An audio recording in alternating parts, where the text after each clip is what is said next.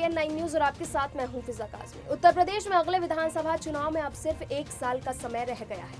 मुख्यमंत्री योगी आदित्यनाथ को पूरी उम्मीद है कि बीजेपी एक बार फिर से सत्ता में लौटेगी। एक ऐसी कामयाबी जो पिछले 30 सालों में कोई भी राजनीतिक पार्टी नहीं दोहरा सकी है। आपको बता दें कि पिछले 3 दशकों में यहाँ किसी भी पार्टी की लगातार 2 बार सरकार नहीं बनी है, लेकिन बीजेपी और योगी आदित्यनाथ इस धारणा और परंपरा को बदलना चाहते हैं। कामयाबी दोहराने के पीछे की वजह है राज्य में बीजेपी का दबदबा और कमजोर विपक्ष। लेकिन चुनाव नजदीक आते ही पूरा विपक्ष मानो उत्तर प्रदेश का किला फतेह करने की तैयारी में जुट गया है। इसी को लेकर राज्य के पूर्व सीएम अखिलेश यादव और कांग्रेस की महासचिव प्रियंका गांधी वाड्रा अभी से तैयारियां शुरू कर दी है। तो क्या है उत्तर प्रदेश के लिए अखिलेश और प्रियंका की तैयारी, इस रिपोर्ट में देखिए। चुनाव नजदीक आते ही विपक्षी दल भी एक्शन में दिख रहे हैं। समाजवादी पार्टी के मुखिया अखिलेश यादव बीजेपी को घेरने का प्लान तैयार कर रहे हैं, जबकि कांग्रेस की महासचिव प्रियंका गांधी ने भी योगी आदित्यनाथ के खिलाफ मोर्चा खोलने का प्लान तैयार किया है। लेकिन सवाल वही है कि क्या विपक्षी पार्टियां राज्य में अपनी तस्वीर बदल सकती हैं या फिर विपक्ष ने राज्य में बीजेपी को चुनौती देने में देर कर दी है।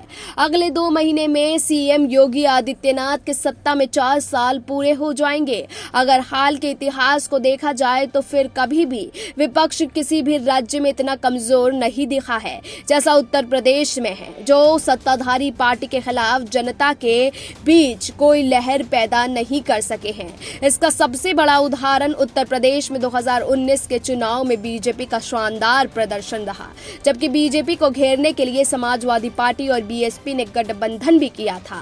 हाल के दिनों में प्रियंका गांधी ने राज्य में प्रवासी मजदूर, कानून व्यवस्था और खराब शासन का मुद्दा उठाया है, लेकिन इसका कोई खास असर नहीं दिख रहा है। प्रियंका पार्टी के संगठनात्मक कामों में सक्रिय रूप से जुटी रही।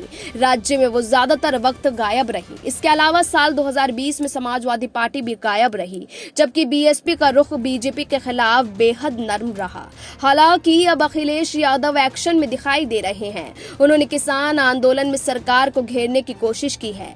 उन्होंने नए कृषि कानूनों को किसानों के खिलाफ बताया है। अखिलेश जिलों का दौरा कर रहे हैं, पार्टी कार्यकर्ताओं और नेताओं से मिल रहे हैं।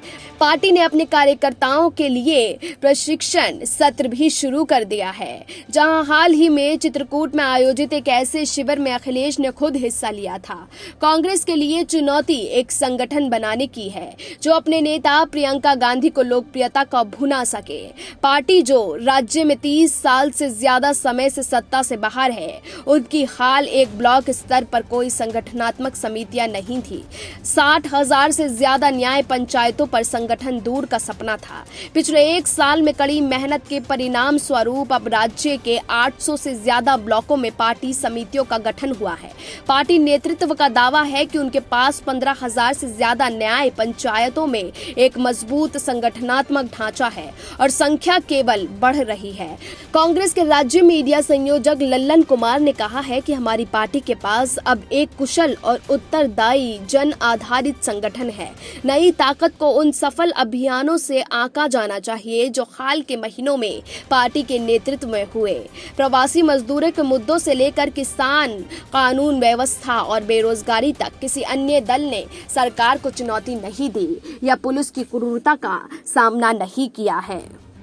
लेकिन अब देखना होगा कि क्या योगी आदित्यनाथ के गढ़ में प्रियंका गांधी और अखिलेश यादव मिलकर सेंध लगा पाएंगे या नहीं। फिलहाल अभी के लिए इतना ही, लेकिन देश और दुनिया की तमाम बाकी खबरों के लिए आप जुड़े रहिए SPN 9 न्यूज के साथ।